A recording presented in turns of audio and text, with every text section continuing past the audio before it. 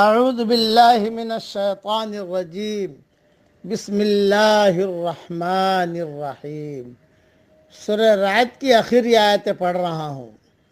لہم عذاب فی الحیات الدنیا ولعذاب الآخرت اشق۔ ان کے لیے دنیا کی زندگی میں بھی عذاب ہے اور آخرت کا عذاب تو بہت سخت ہے۔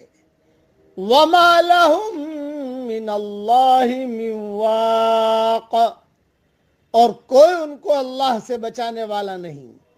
مثل الجنت التي وعد المتقون، اس جنت کی مثال جس کا پرہیزگاروں سے وعدہ کیا گیا ہے ایسی ہے، تجری من تحتها الانہار، کہ اس کے نیچے سے نہریں بہتی ہوں گی، اکلھا